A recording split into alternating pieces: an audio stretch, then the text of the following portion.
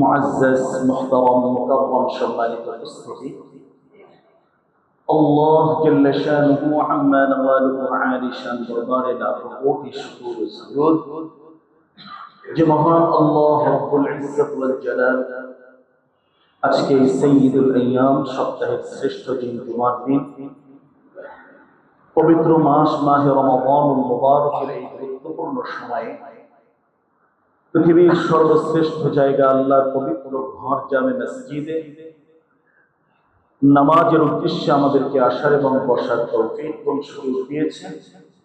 সর্বপ্রথম মহান মালিকের দরবারে শুকরিয়া আদায় করি, অন্তরের অন্তঃস্থল থেকে কালিমাতুশ শুকর আদায় করি, আলহামদুলিল্লাহ। সম্মানিত উপস্থিতি, রমাদানুল মুবারকের অর্ধেক আমরা শেষ করেছি, আল্লাহ শুকরিয়া, আলহামদুলিল্লাহ। আজকে 16 রমাদান, বাকি কিছু সময় এখনো আমাদের সামনে আছে। মধ্যবর্তী এই জায়গায় দাঁড়িয়ে আমাদেরকে পুনরায় আবার একটু চিন্তা করা এবং সিদ্ধান্ত গ্রহণ করা, যে উদ্দেশ্যে মহান আল্লাহ সুবহানাহু ওয়া তাআলা এই পবিত্র মাসকে আমাদের জন্য উপহার হিসাবে দিয়েছেন। আল্লাহ সুবহানাহু ওয়া তাআলার দেওয়া উদ্দেশ্যে আমরা কতটুকু সফল হয়েছি। রমাদানুল মুবারকের বিশেষ যে আমলের প্রস্তুতিগুলো বিশ্বনবী সাল্লাল্লাহু আলাইহি ওয়াসাল্লাম গ্রহণের জন্য নির্দেশ দিয়েছিলেন এবং আল্লাহ রাসূল নিজে করে দেখিয়েছেন, সত্যিকার অর্থে কতটুকু আমরা গ্রহণ করতে পেরেছি। বাকি যে সময়টা আছে খুব দ্রুতই হয়তো ফুরিয়ে যাবে, শেষ হয়ে যাবে।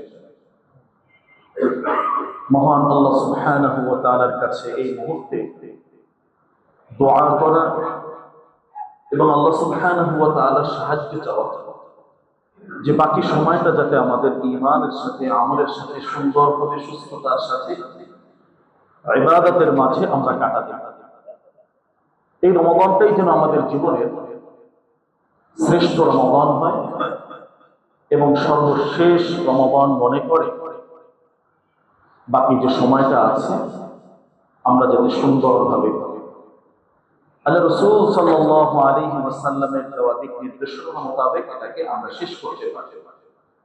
রমাদানের যে আহ্বানগুলো আছে, যে পয়গাম আর দাওয়াতগুলো আছে, এগুলো যাতে সত্যিকার অর্থে নিজেদের ভিতরে ধারণ করতে পারে। বিশেষ করে রমাদানের শিক্ষার মৌলিক বিষয়টি আল্লাহ সুবহানাহু ওয়া তাআলা আয়াতে কারিমায় যেভাবে উল্লেখ করেছেন, লাআল্লাকুম তাত্তাকুন, যে এর মাধ্যমে নিজেরা এবং একটি সমাজ সুন্দর হবে, একটি সমাজ এবং ওই সমাজের মানুষগুলো আদর্শবান হবে, আল্লাহর ভয় তাদের ভেতরে আসবে, দুর্নীতি মুক্ত হবে, খোদাভীরু সমাজ হবে, ন্যায় ইনসাফের ভেতরে আসবে।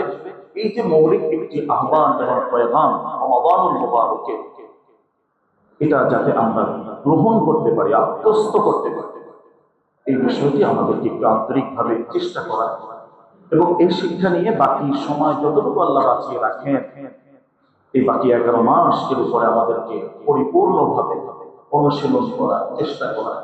আল্লাহ সুবহানাহু ওয়া তাআলা তৌফিক দান করুন। সম্মানিত উপস্থিতি, রমাদানুল মুবারকের যে সময়টা এখন আমাদের সামনে আছে, এই সময়ের ভিতরে গুরুত্বপূর্ণ শ্রেষ্ঠ কিছু আমল কোরআন এবং সুন্নাহর ভিতরে আছে। আমরা আজকের এই জুমা পূর্ব আলোচনায় ইনশাআল্লাহ মৌলিকভাবে যে আমলগুলো আমাদের সামনে আছে, বিশেষ বিশেষ যে ইবাদতগুলো এখনো আমাদের জন্য খুবই গুরুত্ব সহকারে কোরআন এবং সুন্নাহয় নির্দেশিত হয়েছে, এই বিষয় নিয়ে আমরা কিছু আলোচনা শুনব ইনশাআল্লাহ। তার আগে আমরা যদি আজকের দিনটি দেখি, এটা হলো 16ই রমাদান। ইতিহাসের পেছনে যদি আমরা একটু ফিরে যাই, 17ই রমাদান বিশেষ করে ঈমানদার, আল্লাহ সুবহানাহু ওয়া তাআলার উপরে যারা বিশ্বাসী, তাদের জন্য এই দিনটাও বিশেষভাবে গুরুত্বপূর্ণ। এই রমাদানুল মুবারকে আল্লাহ সুবহানাহু ওয়া তাআলা বান্দাদের জন্য বিশেষ বিশেষ যে পুরস্কার আর নিয়ামতগুলো দেন, এর মাঝে গুরুত্বপূর্ণ একটি বিষয় হলো বিভিন্ন জায়গায় আল্লাহ সুবহানাহু ওয়া তাআলা মানুষকে চূড়ান্ত সাহায্য করেছেন এবং বিজয়ী হিসাবে আল্লাহ সুবহানাহু ওয়া তাআলা তাদেরকে পরিপূর্ণ ঘোষণা দিয়েছেন। ইতিহাসের এই অধ্যায়টা যদি আমরা একটু টাচ করি, আমরা দেখব ইসলামের প্রথম সত্য এবং মিথ্যা প্রকাশ্য যে পার্থক্য হয়েছে, সেই ঐতিহাসিক বদর যুদ্ধের দিকে যদি আমরা একটু ফিরে যাই, এই যুদ্ধটিও এর রমাদানুল মুবারকে সংঘটিত হয়েছে এবং সেটা এই আগামীকালকে যে দিনটি আসবে আমাদের সামনে, এই দিনই সবারই রমাদান। আল্লাহ সুবহানাহু ওয়া তাআলা বিজয় দান করেছিলেন। এই মর্মে কুরআনুল কারীমের চমৎকার কিছু তথ্য আল্লাহ সুবহানাহু ওয়া তাআলা দিয়েছেন মুসলমানদেরকে উজ্জীবিত করার জন্য, তাদের ঈমানি শক্তি, রূহানি পাওয়ার বাড়ানোর জন্য, যে আল্লাহ সুবহানাহু ওয়া তাআলার সক্ষমতাকে তোমরা বোঝার চেষ্টা করো। সেই জায়গা থেকে আমরা যদি একটু দেখি, বাহ্যিক সমস্ত কিছু মুসলমানদের বিরুদ্ধে ছিল, সকল সামানা যা কিছু ছিল কুফফার শক্তির পক্ষে ছিল, তাদের প্রস্তুতি অনেক ভয়ঙ্কর ভাবে ছিল।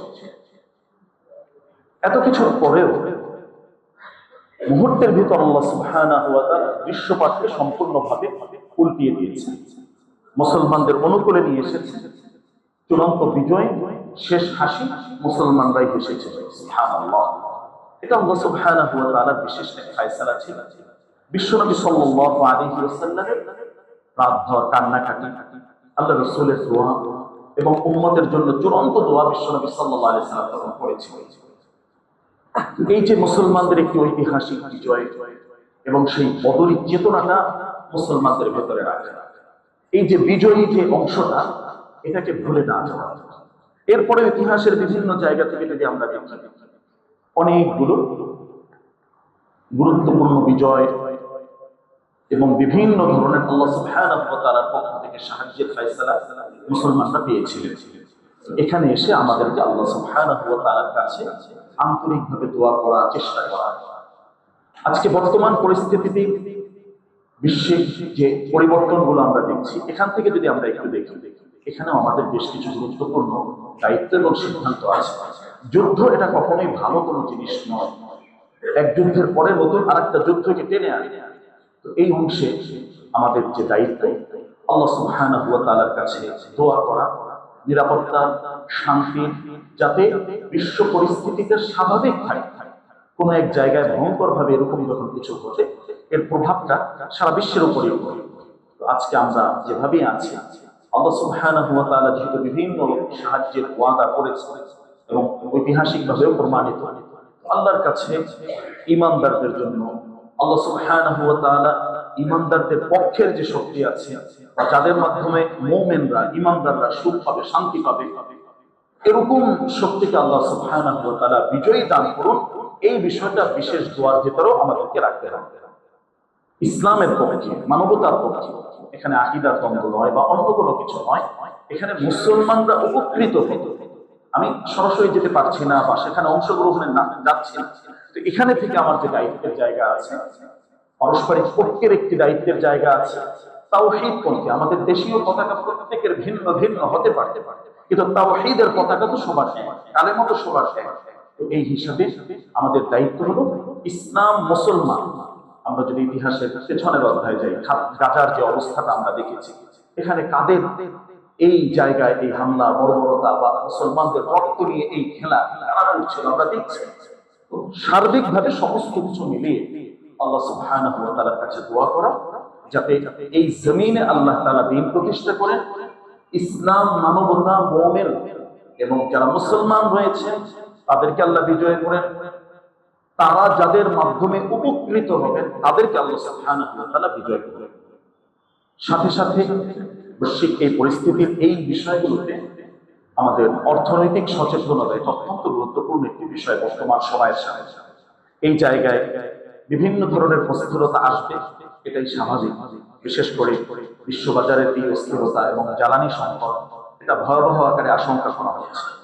এই অবস্থায় আমাদের যে দায়িত্বের জায়গা থেকে মিতব্যয়ী হওয়া, বিশেষ করে অপচয় রোধ করা, বিদ্যুৎ সহ অন্যান্য যে জ্বালানির বিষয়গুলো রয়েছে, এই জায়গায় আমাদেরকে স্বাভাবিকভাবে অন্য সময় যা করছি, কিন্তু এই সময়টা আমাদের নিজেদের একটা দেশের আদর্শ নাগরিক হিসাবে আমাদের যে দায়িত্বের জায়গা আছে, এখানে অপচয়ের উৎসব যা করণীয়, এই করণীয় আমাদের এই জায়গায় পরিপূর্ণভাবে আমাদেরকে করতে হবে।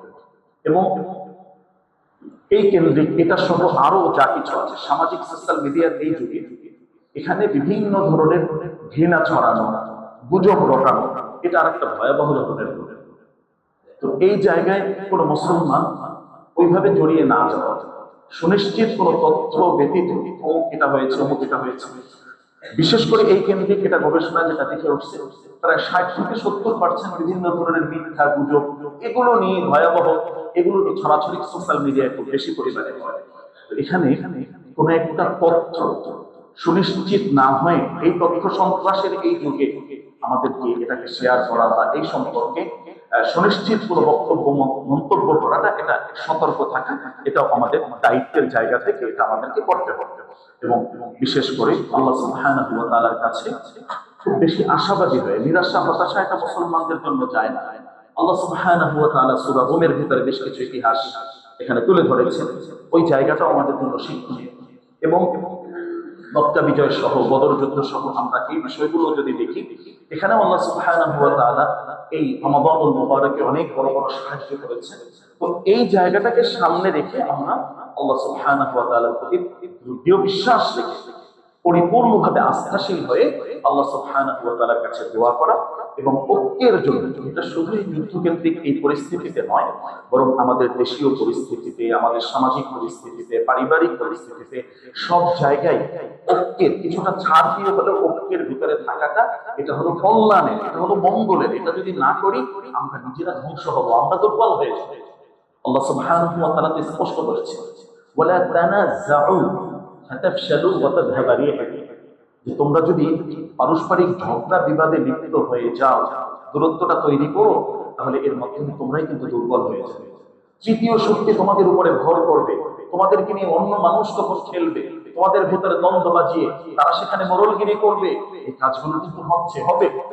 সুতরাং আমার প্রিয় ভাই, এই জায়গাটাকে সামনে রেখে আমাদের দায়িত্ব, এবং তরুণ যুবক যারা রয়েছে তাদেরও দায়িত্বের জায়গা থেকে যে এই বিষয়গুলোতে সচেতনতা, এবং তথ্য সন্ত্রাসের এই যুগে মিডিয়ার সোশ্যাল মিডিয়ার সরাসরি এখানেও আমাদের, যাতে আমরা সুন্দর স্বাভাবিকভাবে মানে বস্তুনিষ্ঠ যে সংবাদগুলো আছে, যে তথ্যগুলো আছে, এটা যাতে আমরা গ্রহণ করতে পারি। এবং সর্বোপরি যেহেতু বদর দিবসের এই চেতনাটা আমাদের সামনে, আমার সমাজে প্রত্যেকটা তরুণ এবং যুবকের ভেতরে ন্যায় ইনসাফের পক্ষে, ভালোর পক্ষে, সত্যের পক্ষে, বদর যেভাবে সত্যের বিজয় হয়েছে, এই চেতনাটাকে নিজের ভেতরে ধারণ করার জন্য, লালন করার জন্য, প্রতিষ্ঠা করার জন্য এটা আমরা আন্তরিকভাবে চেষ্টা করব। আল্লাহ তাআলা তৌফিক দান করুন। সম্মানিত উপস্থিতি, বিশেষ বিশেষ যে আমলগুলো এই সময় আমাদের সামনে আছে, এর ভিতরে অন্যতম একটি হলো আল্লাহ সুবহানাহু ওয়া তাআলা বছরের শ্রেষ্ঠ রজনী লাইলাতুল কদর, এটাকে আমাদের জন্য নির্ধারণ করে দিয়েছেন। এই রমাদানুল মুবারকের বেজর রাত্রিগুলোর ভিতরে আল্লাহ সুবহানাহু ওয়া তাআলা এটাকে রেখেছেন। এই সময়টা আমাদের সামনে আছে। এই সময় আমাদের কি করণীয়, এর পরিচয়টা কি, আমাদের দায়িত্বটা কি, এই সময়ের ফাজাইল আর বৈশিষ্ট্যগুলো কি, এ সম্পর্কে এখন আমরা কিছু কথা শুনবো ইনশাআল্লাহ। কুরআনুল কারীমে আল্লাহ সুবহানাহু ওয়া তাআলা এই বিষয়ে সম্পূর্ণ পূর্ণাঙ্গ একটি সূরা নাযিল করেছেন। অন্য যে কোনো বিষয়ে কোন একটি আয়াত, কোন একটি বিধানের মাধ্যমে আল্লাহ তাআলা অনেক জায়গায় ফয়সালা করে দিয়েছেন, কিন্তু এটা এত বেশি গুরুত্বপূর্ণ বিষয় যে পূর্ণাঙ্গ একটি সূরা, যেটাকে আমরা সূরাতুল কদর বলি, এই সূরাতুল কদর আল্লাহ সুবহানাহু ওয়া তাআলা এর মর্মে নাযিল করেছেন। এটার মূল বৈশিষ্ট্যটা, করণীয়, এবং এই রাত্রিতে কি কি ঘটছে, কত সময় পর্যন্ত ঘটবে, এর সংক্ষিপ্ত আলোচনার মাঝে বিস্তারিত বর্ণনাই আল্লাহ সুবহানাহু ওয়া তাআলা এর ভিতরে দিয়েছেন। ছোট ছোট কিছু আয়াত, এর গভীরতা, এর তথ্য অনেক গভীরে, অনেক ঊর্ধ্ব বিষয় আল্লাহ সুবহানাহু ওয়া তাআলা এখানে আমাদেরকে জানিয়ে দিয়েছেন। তো এখন আমাদের প্রস্তুতির ভিতরে এটা একটা প্রস্তুতি, এবং আল্লাহ সুবহানাহু ওয়া তাআলার কাছে বিশেষভাবে দোয়া, বছরের এই শ্রেষ্ঠ রজনী আমাদের সামনে আছে। পুরো বছর আল্লাহ হায়াত দিয়ে এ পর্যন্ত এনেছেন, আমার কোনো অলসতা কিংবা অবহেলার কারণে এই রাত্রিটি যাতে হাতছাড়া হয়ে না যায়, ইবাদত শূন্য অবস্থায় এটা যেন চলে না যায়, এই ব্যাপারে আমাদেরকে সর্বপ্রথম সতর্ক থাকতে হবে। কেন এত গুরুত্ব দিয়ে বলছি? বিশ্বনবীর একটি হাদিস এর পেছনে আছে। আল্লাহ রাসূল সাল্লাল্লাহু আলাইহি ওয়াসাল্লাম বলেন যে এই যে সময়টি আসবে, এটা থেকে আল্লাহর কোন বান্দাবান্দি যদি বঞ্চিত হয়ে যায়, ফাকাদ হারিমাল খায়রু কুল্লু, তাহলে পৃথিবীর সকল ধরনের কল্যাণ থেকে সে বঞ্চিত হয়ে গেল। এটা বিশ্বনবীর কথা। আমাদের প্রয়োজন কল্যাণ, আমাদের প্রয়োজন মঙ্গল, অনিষ্টতা থেকে বাঁচা। তো আমার একটু অলসতার কারণে, অবহেলার কারণে যদি এই অনিষ্টতায় ঘিরে ফেলে, এটাই ছেয়ে ফেলে আর সমস্ত ধরনের কল্যাণ থেকে বঞ্চিত হয়ে যায়, তাহলে আমার মতো হতভাগা, দুর্ভাগা এই আসমানের নিচে, জমিনের উপরে দ্বিতীয় আর কোনো ব্যক্তি হবে না। তাহলে এই জায়গা থেকে আমাদের সচেতনতাটা কি পরিমাণে হওয়া উচিত, কত দীর্ঘ প্রস্তুতি এর জন্য নেওয়া উচিত। মাত্র একটি রাত্রি হাজার মাস থেকে শ্রেষ্ঠ আল্লাহ তাআলা করে দিয়েছে। এটা এই উম্মতের বৈশিষ্ট্য হিসাবে আল্লাহ সুবহানাহু ওয়া তাআলা দিয়েছে। আরেকটু ভেতরে যদি আমরা এখন ঢুকি, কদর, এটা হলো মহামান্বিত রজনী, ভাগ্যের রজনী, অনেক কিছুর ফায়সালা আল্লাহ সুবহানাহু ওয়া তাআলা এর ভেতরে করে ফেলেছেন। তানাজ্জালুল মালাইকাতু ওয়ার রূহ, এর মাঝে আল্লাহ তাআলা ফেরেশতা পাঠান। ফিহা বিইذن রাব্বিহিম মিন কুল্লি আমর, আল্লাহর পক্ষ থেকে তারা আসে এবং মিন কুল্লি আমর, সকল বিষয়ের সমাধান, ফায়সালা স্থায়ীভাবে, চূড়ান্তভাবে আল্লাহ সুবহানাহু ওয়া তাআলার নির্দেশে এই সময় হয়েছে। তাহলে আমার ভবিষ্যৎ সামনের যে সময়টা আসছে, আমার পরিবারের জন্য যে সময়টা আসছে, বাচ্চাদের জন্য যে সময়টা আসছে, সবকিছুর চূড়ান্ত একটি সিদ্ধান্ত মহান আল্লাহর পক্ষ থেকে এই সময় হচ্ছে। তো আমার এই সিদ্ধান্তটা পক্ষে আসছে না বিপক্ষে আসছে, এটা আমার আমলের উপরে নির্ভর করে। কি ধরনের আমল করা উচিত, কিভাবে করা উচিত, নিজেরাই ওই পরিকল্পনা প্রস্তুতিগুলো আমরা গ্রহণ করে নেব। এ ব্যাপারে যদি আমরা আরেকটু দেখি, কেন এত বড় পুরস্কার এই উম্মাহকে আল্লাহ তাআলা দিলেন, সংক্ষিপ্ত ভাবে এই সূরার শানে নুজুলের দিকে যদি আমরা একটু যাই, বিশ্বনবী সাল্লাল্লাহু আলাইহি ওয়াসাল্লাম পূর্ববর্তী বিভিন্ন উম্মতের আলোচনা করেছেন এবং আলোচনার ভেতরে তাদের ইবাদতের গুরুত্বপূর্ণ অংশগুলো উল্লেখ করেছেন। তারা দীর্ঘ ইবাদত আল্লাহ সুবহানাহু ওয়া তাআলা করেছেন, তারা দীর্ঘ হায়াত পেয়েছে। এই দীর্ঘ হায়াত এর মাঝে অধিকাংশ সময় আল্লাহর ইবাদতের মাঝে তারা ছিল। স্বাভাবিকভাবে সাহাবায়ে কেরাম তারা আমলের প্রতি আগ্রহী ছিলেন। যে কোনো একটা আমল শুনলে সাথে সাথে সেটাকে ধরে ফেলবে। আমরা যেভাবে অনেক সময় দেখা যায় অনেক ভাই ব্যবসার খুশি আগ্রহী, কোথায় ভালো ব্যবসা আছে, যা করা লাগে ওটা আমার করতেই হবে, ইনকামের প্রয়োজন বা ওখানে আমার প্রয়োজন, ভালো কথা, আলহামদুলিল্লাহ। সাহাবায়ে কেরামের একটা বিশেষ বৈশিষ্ট্য ছিল, তারা আমলের প্রতি আগ্রহী। যখন কোনো একটা আমলের কথা সন্ধান দিতেন, এই আমলটা কিভাবে আমার নিজের জীবনে বাস্তবায়ন করবো, সেটার জন্য সর্বোচ্চ কোরবানি তারা করেন। এটা তাদের একটা বৈশিষ্ট্য ছিল। তো বিশ্বনবী যখন বললেন যে তারা এরকম 80 বছর, 90 বছর, 1000 বছর পর্যন্ত ইতিহাস চলে আসছে, যে এত দীর্ঘ দীর্ঘ ইবাদত তারা করে, তাদের মনের ভিতরে বড় কষ্ট শুরু হয়ে গেল যে আয় হায়, আমরা তো তাহলে এত হায়াতই পাবো না, তাহলে কিভাবে ইবাদত করবো, তারা তো আমাদের আগে জান্নাতে চলে যাবে। এই যে মনের একটা অবস্থা তৈরি হয়েছে, হৃদয়টা ভেঙে গেছে, তারা মনে মনে একটা আফসোস করে আল্লাহ সুবহানাহু ওয়া তাআলার কাছে বললেন। বলতে দেরি, এখান থেকে উচ্চারণে দেরি, কিন্তু সাথে সাথে মহান রবের আরশে গিয়ে কথাটা পৌঁছতে দেরি হয়নি। সুবহানাল্লাহ, আল্লাহ সুবহানাহু ওয়া তাআলা সাথে সাথে জিবরাইল আলাইহিসসালামকে পাঠিয়ে দিলেন। এই সূরা থেকে দিয়ে আল্লাহ সুবহানাহু ওয়া তাআলা জানিয়ে দিলেন, আফসোস করবে না, হতাশ হবে না, নিরাশ হবে না, তোমাদের জন্য মহা সুসংবাদ অপেক্ষা করছে। তোমরা এসেছো অনেক শেষে, কিন্তু জান্নাতে যাবে সবার আগে। সুবহানাল্লাহ, কিভাবে যাবে? আল্লাহ তো নাউযুবিল্লাহ বেইনসাফির কোনো সিদ্ধান্ত আল্লাহ নেবেন না। তো আল্লাহ সুবহানাহু ওয়া তাআলা বিশেষ বিশেষ কিছু সময় তোমাদেরকে দিয়েছে, বিশেষ বিশেষ কিছু আমল তোমাদেরকে বলেছে। ওই সময়ে ওই আমলগুলো সঠিক পদ্ধতিতে সঠিক উদ্দেশ্যে তোমরা যদি আদায় করো, তাহলে অন্যরা যে হাজার মাসে যে আমল করেছেন, তারা যে লাগাতার দীর্ঘ সময় যে ইবাদত করেছেন, তার থেকেও তোমাদের এই আমলটা অল্প সময়ের ভেতরে আল্লাহ সুবহানাহু ওয়া তাআলা এর গুণগত মান বাড়িয়ে, এর সওয়াব বাড়িয়ে তোমাদেরকে তাদের থেকে শ্রেষ্ঠ করে দেবেন। সুবহানাল্লাহ। লাইলাতুল কদরি খায়রুম মিন আলফি শাহর।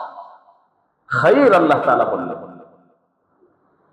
হাজার মাস টানা ইবাদত করলে যে সওয়াব পাবে, আর বছরের এই একটি রাত তোমাদের জন্য আসবে, এই রাতটি যদি কপালে লাগাতে পারো, ভাগ্যে জুটে যায়, তাহলে ওই হাজার মাসের ইবাদত, টানা ইবাদতের থেকেও শ্রেষ্ঠ ইবাদত তোমাদের আমলনামায় যুক্ত হয়ে যাবে। সুবহানাল্লাহ।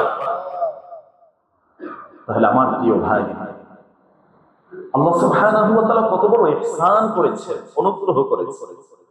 সময়টা আমাদের সামনে দিয়েছেন, আমাদের সামনে এখন আছে। জীবনে যদি এরকম 10টা 12টা লাইলাতুল কদর আমাদের জীবনে সত্যিকার অর্থে লেগে যায় বা আমরা পেয়ে যাই, তাহলে হাজার বছর ইবাদতের সওয়াব আল্লাহ তাআলা আমাদের আমলনামায় দিয়ে দিয়েছেন। সুবহানাল্লাহ। তাহলে তারা পূর্ববর্তী উম্মতের যে গল্প বিশ্বনবী শুনিয়েছেন, তারা হাজার বছর বেঁচে থেকে যে সওয়াব পেয়েছেন, ইবাদত করেছেন, এই উম্মতের 10-12টি রাত্রি যদি একত্রিত করা হয়, এর থেকে বেশি মর্যাদা আল্লাহ তাআলা এই উম্মতকে দান করেন। সুবহানাল্লাহ। তাহলে এটা হলো দায়িত্বের জায়গা থেকে আমরা এই বিষয়টি বুঝলাম, শুনলাম, যেটা কত বড় গুরুত্বপূর্ণ বিষয় আল্লাহ সুবহানাহু ওয়া তাআলা রেখেছেন। এটা কবে হবে? এটা রমাদানুল মুবারকের ভিতরে আছে। বিশ্বনবী জানানোর জন্য এসেছিলেন, এখানেও একটি ঘটনা ঘটেছে। আল্লাহ রাসূল বলবেন, আসছেন, উম্মতের দুই ব্যক্তির ঝগড়া যখন মিটাতে গেলেন, বিশ্বনবী জেহেন থেকে এটাকে ভুলিয়ে দেওয়া হলো, মসজিদ যে আমাকে ভুলিয়ে দেওয়া হয়েছে।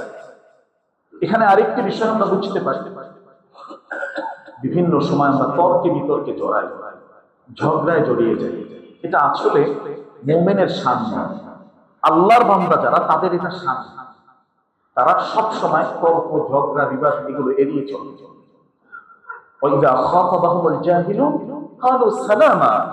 পুরো জাহেল মূর্খ, ওরা বুঝে না, ওরা যখন আসবে ঝগড়া করতে, যা ভাই আপনি তো রাস্তায় যা, ওর জন্য শান্তি ফয়সালা হচ্ছে, চলে চলে। এই জাহেল মূর্খরা যখন আসবে ঝগড়া করতে, তর্কে জড়াতে, কোনোভাবেই তর্কে জড়াবে না তোমরা, বরং সালামা, শান্তির কথা বলে চলে যাও। এটা উম্মতকে ভয়াবহ ধরনের ক্ষতি করেছে। ঝগড়াই এত বড় একটা নিয়ামত থেকে, সঠিক জায়গা থেকে উম্মত সরে এসেছে। জানতো যেটা কোন সময় ছিল, আল্লাহ রাসূল বলার জন্য বের হচ্ছেন, কিন্তু এই ঝগড়াটাই বিশ্বনবীকে ভুলিয়ে ফেলেছে। এখান থেকে আমাদের উম্মতের জন্য গুরুত্বপূর্ণ একটা শিক্ষার অংশ আছে, যে অন্যায় ভাবে বা বিভিন্ন ভাবে ঝগড়া, তর্ক, এটা মুমিনকে কখনো কল্যাণের দিকে নেয়, এটার মাঝে বিভিন্ন ধরনের অনিষ্টতা রয়েছে, এখান থেকে বের হয়ে আসে। বিশ্বনবী সাল্লাল্লাহু আলাইহি ওয়াসাল্লাম বলেন, তাহাব্বু লাইলাতুল কদর, তোমরা অনুসন্ধান করো। তাহলে বোঝা যায় এটাকে খুঁজতে হবে। এটা এমন একটা জিনিস, কোন একটা জিনিস যখন হারিয়ে যায়, ধরেন আপনার কিছু গোল্ড, গুরুত্বপূর্ণ জিনিস কোথায় রাখছেন মনে আসছে না, আপনি কিভাবে এটাকে খুঁজবেন? তন্ন তন্ন করে একেবারে খুঁজতে খুঁজতে সবকিছু বাদ, এটাকে আমাকে খুঁজতে হবে। গুরুত্বপূর্ণ মহামূল্যবান সম্পদ যখন মানুষ হারায়, তখন এটাকে যেভাবে খুঁজে, তার থেকেও বেশি গুরুত্ব দিয়ে লাইলাতুল কদরকে খুঁজতে হবে প্রত্যেকটা মুমিন। যে কখন আসবে, কোন সময় আসবে, কি আমল করবো, ও সময় সব বিচ্ছিন্ন, মনোযোগ, একাগ্রতা শুধু ওই লাইলাতুল কদরের প্রতি থাকে। বিশ্বনবী এভাবেই বলেছেন, তাহাররু, তোমরা খুঁজো। আমরা যদি ঘোরাঘুরি করি, আমরা যদি শপিং এ ব্যস্ত থাকি, আমরা যদি মৌলিক ইবাদত যেটা আছে এটার ভিতরেও না থাকি, তাহলে হতবাক হয়ে যাবে। মৌলিক ইবাদত কি বললাম? বিশ্বনবী কমসে কম এতটুকু কথা বলছেন, এটাকে মানার চেষ্টা করা, যে এশার সালাত জামাতের সাথে আদায় করা এবং ফজরের সালাত জামাতের সাথে আদায় করা।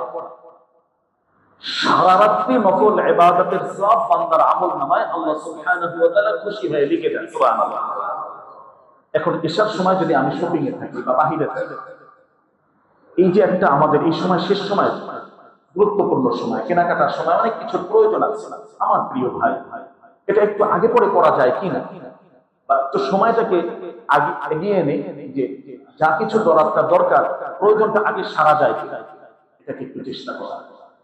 এই সময় অনেকেই আমরা বাড়িতে যাওয়ার প্রস্তুতিতে বিভিন্ন ভাবে রাস্তাঘাট অনেক সময় দেখুন আমার প্রিয় ভাই, এই বেজোর রাত্রিগুলোকে না হারানো, যেখানেই থাকি এই রাতগুলো যাতে কমসে কম আমার আয়ত্তের ভিতরে থাকে, আমার আমলের কিছু না কিছু অংশ যাতে এর ভেতরে। এক্ষেত্রে যেহেতু ৮৩ বছর এর থেকে বেশি অধিক পরিমাণ টানা ইবাদতের সওয়াব পাওয়া যায়, এক্ষেত্রে আরেকটা পরামর্শ হলো যত ধরনের ইবাদত হতে পারে প্রতিটা ইবাদতের কিছু না কিছু অংশ যাতে এই রাত্রির ভিতরে আমার থাকে। তাহলে কি হবে, এই ইবাদতটা টানা ৮৩ বছর ৪ মাস বা এই দীর্ঘ সময় করার সমপরিমাণ সওয়াব, এর থেকে বেশি সওয়াব আল্লাহ তাআলা আমলনামায় দান করবেন। সুবহানাল্লাহ। তাহলে কি বুঝলাম, আমলের ভিতরে আমরা যদি দেখি এখানে কিছু সালাত আমাদেরকে আদায় করা, নামাজের ভিতরে নফল নামাজ সহ, কাজা নামাজ সহ, সালাতুত তাসবিহ সহ অন্যান্য কিছু নামাজের ভিতরে থাকতে হয়। তাহলে টানা এই ইবাদতের সওয়াব আমরা এখানে পাবো ইনশাআল্লাহ। কিছু দান বাধ্যতামূলক, এই বিশেষ করে বেজোর ৫টি রাত্রি যে আসবে ২১, ২৩, ২৫, ২৭, ২৯, এই যে ৫টি রাত্রি আমাদের সামনে আসবে, আজকে ১৬ তারিখ, এভাবে যদি আমরা দেখি তাহলে আগামী মঙ্গলবার ২০ রমাদান এর পরের যে রাত্রিটা আসবে ২১তম রাত্রি, এখান থেকে খুবই সতর্ক কিছু না কিছু দান অবশ্যই নিজ হাতে যাতে এই সময় হয়, নিজ হাতে এই সময় কিছু দান, এটা আমাকে টানা এত দীর্ঘ দানের সব আমল নামায় চলে আসবে আল্লাহ তাআলার ওয়াদায়। তাহলে এই জায়গায় ইবাদত যে আমরা করব এর পরিকল্পনাটা আমরা এভাবে নিতে পারি। আমাদের ইবাদতের জায়গায় নামাজ থাকবে, দান থাকবে, তাসবিহ, তাহলিল, কোরআন তেলাওয়াত, দোয়া, ইস্তিগফার, এই যত ধরনের ইবাদত আছে কিছু না কিছু এর অংশ এই রাত্রিগুলোর ভিতরে যাতে অবশ্যই আমাদের থাকে, এটা আমাদের চেষ্টা করতে হবে মৌলিকভাবে। তাহলে প্রস্তুতির অংশ হিসাবে এখানে আমরা আমাদের ইবাদত আমরা করব, এই মানসিকতা আমাদের ভিতরে রাখা এবং ইবাদতটা এমন ভাবে করা যে আল্লাহ তাআলার প্রতি পরিপূর্ণ আনুগত্যশীল একজন বান্দা, দৃঢ় বিশ্বাস নিয়ে যে মহান রবের ইবাদত আমি করছি, একমাত্র আল্লাহর সন্তুষ্টি অর্জনই যেন এখানে থাকে। রিয়া, লৌকিকতা, লোক দেখানো কিংবা অন্য কোন সুযোগ শয়তান যেন এখানে কোনোভাবেই আমার থেকে গ্রহণ না করা হয়। একদম একাকিত্বে, নীরবে, নিভৃতে, অন্ধকারে মহান রবকে ডাকতে থাকা, কান্নাকাটি করা, যেখানে ইবাদত করলে নিজের ভিতরে পরিতৃপ্ত হওয়া যাবে, তৃপ্তি আসবে, এরকম জায়গা নির্বাচন করে সুন্দরভাবে রাতের কিছু অংশ। আমরা যদি এখানে আরেকটু বিষয় দেখি, বিশ্বনবীর প্রস্তুতিটা এটা এমন বিষয় ছিল, বিশ্বনবী সাল্লাল্লাহু আলাইহি ওয়াসাল্লাম এই শেষ দিকের এই রাত্রিগুলোতে আল্লাহ রাসূল ঘুমাতেন না, এ ব্যাপারেই হাদিস আছে। ঘুমাতেন না, কি করতেন দেখেন, নিজে জাগতেন, পরিবারের সদস্যদেরকে জাগিয়ে রাখিয়ে, এবং বিশেষ করে এই শেষ দশক পুরাটা কোমরে গামছা বেঁধে রানে শক্তি অর্জন করে পুরোপুরি ইবাদতের জন্য আল্লাহ রাসূল এইভাবে হাদিসটা বর্ণিত হয়েছে। শাদ্দাল মিকজার, যে লঙ্গির গিটটা শক্তভাবে দিয়েছেন, যে কোমরে গামছা বেঁধে চূড়ান্ত ইবাদতের জন্য বিশ্বনবী সর্বোচ্চ প্রস্তুতি এই সময় নিয়েছে। এটা শুধু গল্প নয়, এটা আমাদের আমলের ভিতরে আমরা দুর্বল, এর ভেতর থেকে যতটুকু সম্ভব আল্লাহর কাছে যাতে বলা যায় যে আল্লাহ চেষ্টা করেছে, এতটুকু তো কমসে কম সিদ্ধান্তের জায়গা থেকে, আগ্রহের জায়গা থেকে বলা যায়। পুরোটা পারলাম না সারা রাত, শুরুর অংশে এবং শেষের অংশে কিছু করলাম, এটাও তো আল্লাহ তাআলা কবুল করে দিবেন আশা করা যায় ইনশাআল্লাহ। তাহলে আমরা ইবাদত করব, এখান থেকে হাদিসে যেটা আমরা দেখলাম, পরিবারের সদস্যদেরকে আল্লাহ রাসূল জাগিয়ে দিতেন, ৫টা সহজ আছে, সব ইবাদতে লেগে যাবে। আল্লাহর পক্ষ থেকে রহমতের বৃষ্টি হচ্ছে, এই বৃষ্টিতে ভিজো তোমরা, প্রচুর পরিমাণ আল্লাহ তাআলা দিচ্ছেন, এখান থেকে যা নেওয়ার নিয়ে না।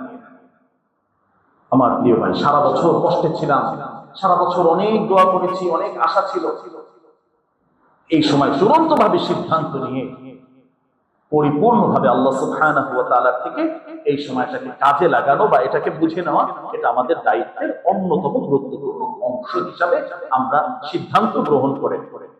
তাহলে এটা সুনিশ্চিত রমাদানুল মুবারকে আসবে, নির্ধারিত করে দেননি যে কোনটা, আমরা যেভাবে শুধুমাত্র ২৭কে নির্ধারণ করে রেখেছি, এটা আর একটা ভুল আমাদের, এটা পরিবর্তন হয়।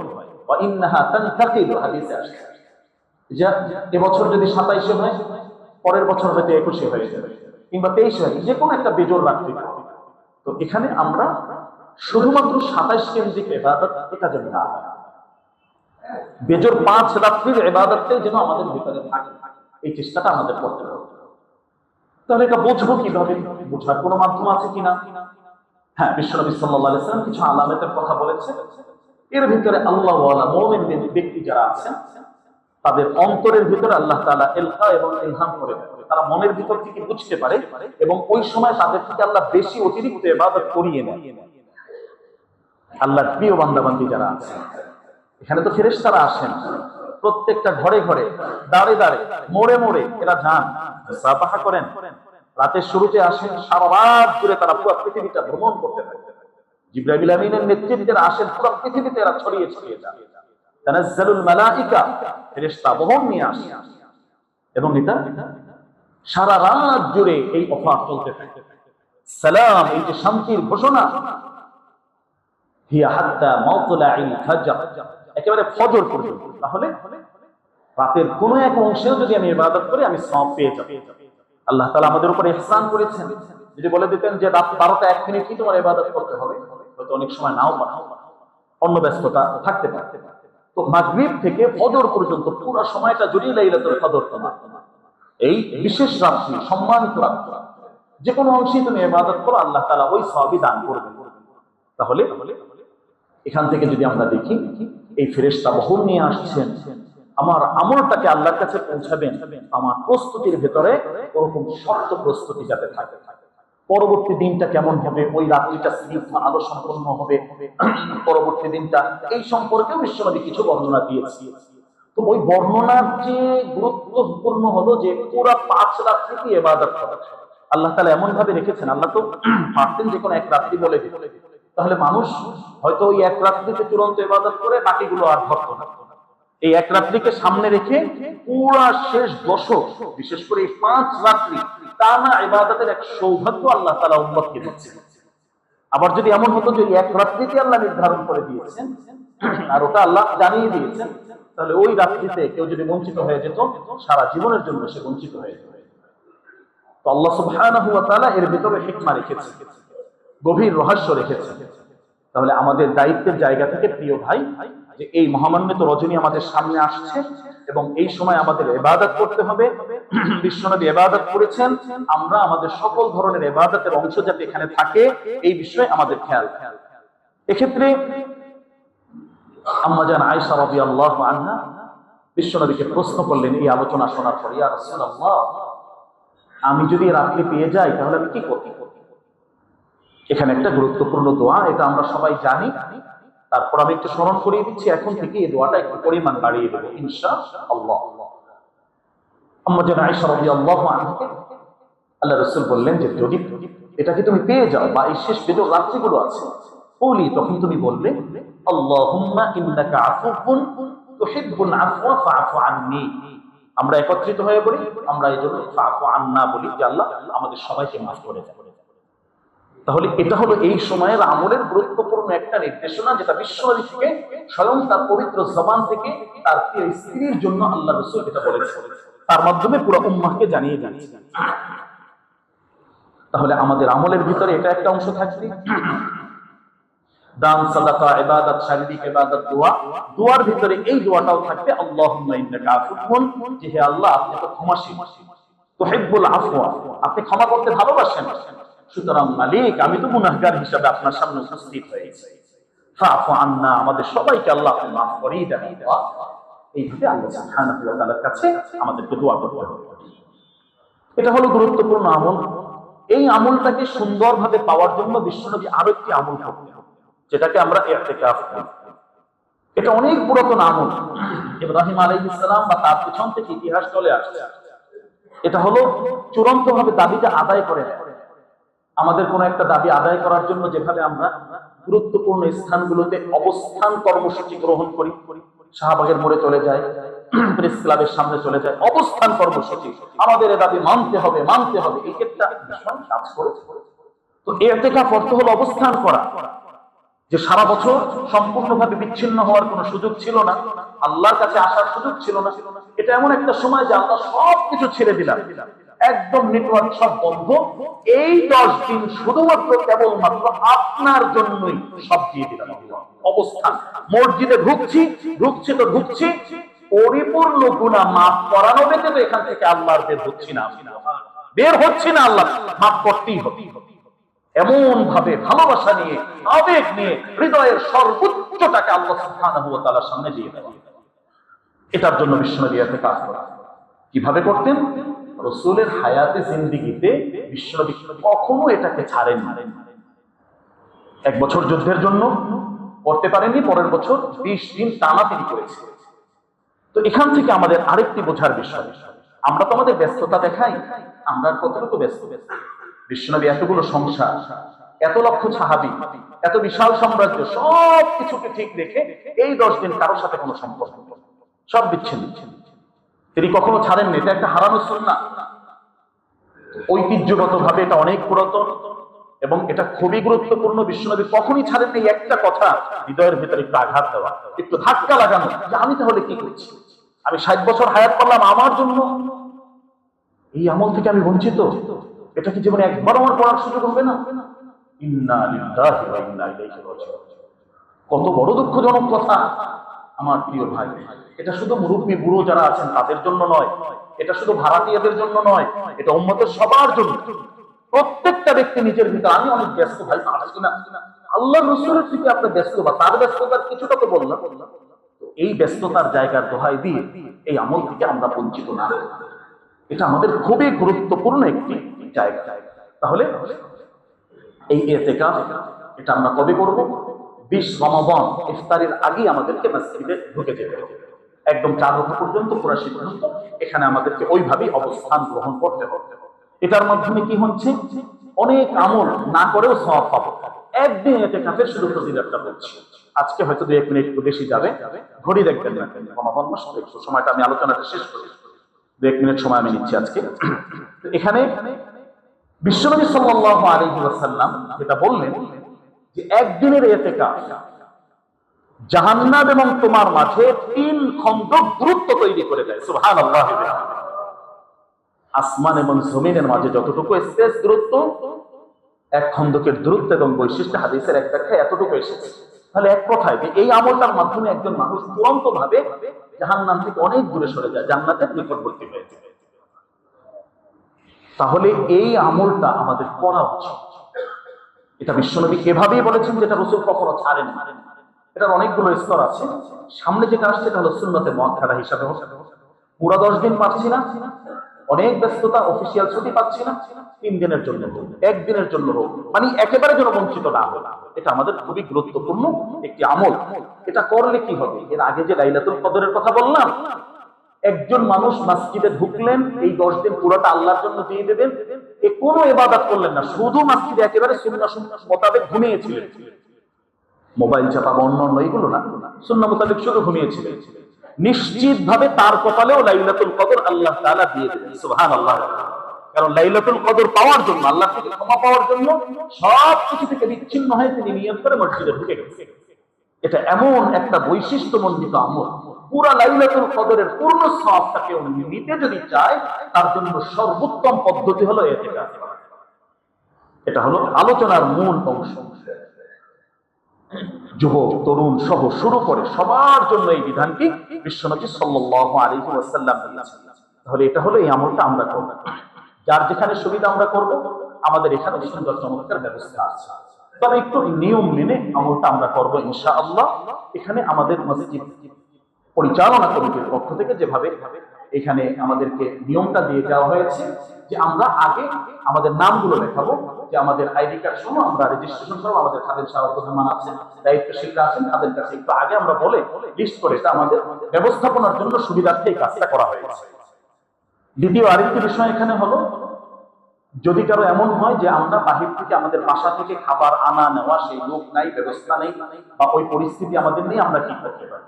এখানে আরেকটি সুযোগ রাখা হয়েছে যে এই শেষ 10 দিন আমরা যদি এখানে আমাদের এই মসজিদে আমরা ইতিকাফ করি, তাহলে ছোট্ট একটু হাদিয়ার বিনিময়ে আমরা এই সার্ভিসটা গ্রহণ করতে পারবো ইনশাআল্লাহ। সেক্ষেত্রে এই সময়ের যে খাদ্য খাবার, বিশেষ করে ইফতার, সাহারি, রাতের খাবার, এই পুরাটা যা প্যাকেজ হিসাবে যদি আমরা দেখি তাহলে 3500 টাকা, 3500 টাকা আমরা দিব। এর বিনিময়ে ইনশাআল্লাহ আমরা সুন্দর একটি খাবারের ব্যবস্থা এখান থেকে গ্রহণ করতে পারবো ইনশাআল্লাহ। এটা সবার জন্য নয়, যাদের এই সুযোগটা গ্রহণ করার প্রয়োজন মনে করা হয়েছে। এটা অনেক বড় একটি সুযোগ, কারণ অনেক সময় অনেকের ইচ্ছা থাকে কিন্তু এইটার কারণে অনেক সময় অনেকে পারি না। তো এই সুযোগটা আমাদের মসজিদ কমিটি আলহামদুলিল্লাহ গ্রহণ করেছেন, উদ্যোগ নিয়েছেন। এটা চমৎকার একটি সিদ্ধান্ত। তো আমরা যারা এখানে করতে চাই তাদের জন্য এই বিষয়টা একটু বিশেষভাবে খেয়াল রাখা। সাথে সাথে আমরা আরো যে বিষয় দেখতে চাই যে এই শেষ দিকে এসে আমাদের সাদাকায়ে ফিতরের আমল আছে, এটা সম্পর্কে ইনশাআল্লাহ আগামী জুমায় আমরা আলোচনা করব। তবে মৌলিক বিষয়, এটা একটা ওয়াজিব আমল। এর মাধ্যমে আমার রোজার ভুল ত্রুটিগুলো আল্লাহ তাআলা কাটিয়ে দেন এবং তু'মাতান লিল মাসাকিন, অভাবী গরীব যারা রয়েছে তারা এর মাধ্যমে কিছুটা উপকৃত হন। এই ভালোবাসার বিনিময় এটা আমাদের করতে হবে। তাহলে এবছর যে মৌলিকভাবে 5টা বিষয়ের উপরে এটা আসে, ধার্য হয়। এখানে সর্বোচ্চটা এবং সর্বনিম্নটা যেটা এলান করা হয়েছে, আমরা যদি উপরেরটা দেখি, পনিরের দাম হিসাবে দেখি, তাহলে 2805 টাকা, 2805 টাকা এটা হলো ধার্য করা হয়েছে। তো যে যে মানের, যে যে লেভেলের, তার ওইভাবে এটাকে আদায় করা উচিত। কেউ খেজুরের মাধ্যমে এসে যে কথা বলি যে এবার ক্ষেত্রে করতে হবে 110 টাকা, 110 টাকা সবার জন্য নয়। এটা তো একেবারেই যে একদম সর্বনিম্ন তার জন্য, অবহেলিত যে একদম তার জন্য, সেও যেন এখান থেকে বঞ্চিত না হয়। তো আমরা ওই একটার উপরে ধার্যকৃত যেটা আছে ওখানে আমরা কেউ এভাবে ছড়িয়ে না পড়ি। আমরা খেজুরের মাধ্যমে দিতে পারি, অন্য অন্য কিচমিচ, জব, এগুলোর মাধ্যমে আমরা আরেকটু উপরে ওঠার চেষ্টা করি। তাহলে এখানে মৌলিক আরেকটি বিষয়, 110 টাকা এটা একেবারেই সর্বনিম্ন। আর যদি আমরা একটু উপরে দেখি তাহলে 2805 টাকা এটা আমাদের এই সাদাকাতুল ফিতর হিসাবে। এটা তো চূড়ান্ত ভাবে ঈদের আগে দেওয়া, কিন্তু অগ্রিম যদি কি দাও কেউ দেয়, এরও সুযোগ আছে। এই হিসাবটা আমরা আমাদের মাথায় নিয়ে। সর্বশেষ কথা, আমার প্রিয় ভাই, রমাদানুল মুবারকের গুরুত্বপূর্ণ আমলগুলোর ভিতরে একটা আমল এত বেশি গুরুত্বপূর্ণ যে আমলটা নিজে না করেও পুরা আমলের সব নেওয়া, তার সবটা নিজের আমল নামায় চলে আসার মতো এক মহা সৌভাগ্য আল্লাহ তাআলা আমাদের জন্য তৈরি করে দিয়েছেন। সুবহানাল্লাহ। এটা সবসময় হয় না। সে আমলটা কি আমাদের সবারই জানা আছে, কিন্তু আমলের জায়গায় যাতে সঠিকভাবে আমলটা আমরা করতে পারি। তো আমি সারাদিন রোজা রাখলাম, দিন শেষে আমি ইফতার করলাম।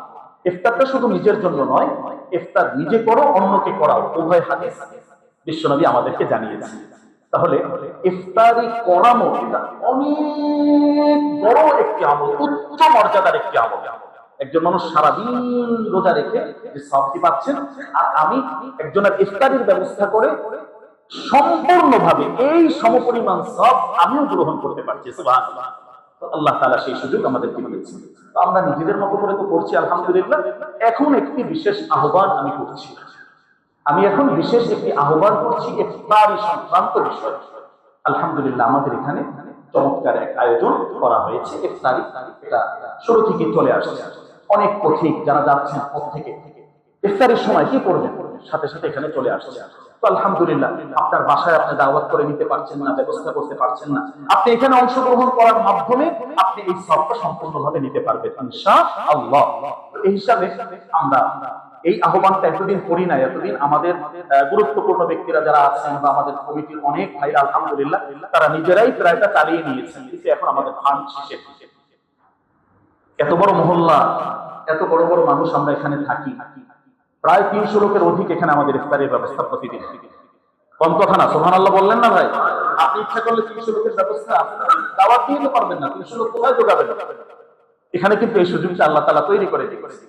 আপনি 10 জন, 15 জন, 20 জন, আপনি পুরোটা একদিন যদি আপনি একেবারে সম্মানিত 8 থেকে 10,000 টাকার মতো এরকম খরচ যে আমি একদিনের ইফতারের ব্যবস্থা নেব, এরকম আল্লাহ কোনো বান্দাবান্দি যদি থাকেন, এই আলোচনা তো আমাদের পুরো মহল্লায় ছড়িয়ে যায়। মা বোনরাও যদি থাকেন, আপনারাও উদ্যোগ নেন। আমার ভাইদের ভিতরে কেউ যদি থাকেন যে ঠিক আছে আমি 17 রমজান, আমি 18 রমাদান, আমি 19 রমাদানের ইফতারিটার দায়িত্ব নিলাম, আলহামদুলিল্লাহ ভরপুর ভাবে সাধারণ আরো উন্নত মানের করে অনেক সওয়াব পাওয়া যাবে ইনশাআল্লাহ। তাহলে আহ্বান যেটা, এলান যেটা, এলানের জায়গা থেকে আমি বলছি আমার প্রিয় ভাই যে আমাদের এখানে চমৎকার এই ব্যবস্থাপনা সব আছে, কিন্তু ফান্ড নাই, অর্থনৈতিক ভাবে শেষ হয়ে গেছে। তো আমার ভাইদের কাছে আমি আহ্বান জানাবো, প্রত্যেক ভাই যার যার অবস্থান থেকে আমাদের ইফতারি ফান্ডে অবশ্যই শরীক হব। যদি পুরাটার একদিনের দায়িত্ব কেউ নিতে পারেন, আলহামদুলিল্লাহ, সেই সক্ষমতা কাউকে দেওয়া হয়, আলহামদুলিল্লাহ, সেটা তো ভালো। অবশ্যই তাদের জন্য স্পেশাল আল্লাহর কাছে আরো দোয়া, রোজাদাররা তো প্রতিদিনই দোয়া করছেন, সেই দোয়াটা আমরা পেয়ে যাবো ইনশাআল্লাহ। আর এটা না হলে আমাদের দায়িত্বশীল যারা আছেন তাদের সাথে যোগাযোগ করবেন, ইফতারের বক্স আছে, সেখানে আমরা ফেলবো। যদি অল্প কিছু হয় আমরা, অর্থাৎ এক কথায় এই যে বাকি যে কয়দিন আছে এটা যেন আমরা টানা চালিয়ে নিয়ে যেতে পারি, যাতে করে আমাদের এই জায়গায় এই মেহমানদারি করার ক্ষেত্রে কোনো ধরনের কোনো সমস্যা না হয়। আশা করি আপনারা অবশ্যই বিশেষভাবে এটা বিবেচনায় রাখবেন ইনশাআল্লাহ। রাখবেন তো ইনশাআল্লাহ? ইনশাআল্লাহ আমরা চেষ্টা করবো ইনশাআল্লাহ। তাহলে আজকে এই জমা পর্ব আলোচনায় আমরা আমাদের সামনের যে আমলগুলো এগুলো নিয়ে সংক্ষিপ্ত কিছু আলোচনা শুনলাম। বিশ্ব পরিস্থিতিতে আমাদের দায়িত্বটা কি এটা জানলাম, লাইলাতুল কদর কি জিনিস এটা বুঝলাম, এবং ইতিকাফ সংক্রান্ত বিষয় বুঝলাম, সর্বশেষ সাদাকাতুল ফিতর এবং বিশেষ এই দুটো নাম দিয়ে আমরা আজকে আমাদের আলোচনা শেষ করলাম। আল্লাহ তাআলা আমাদেরকে আমল করার তৌফিক দান করুন।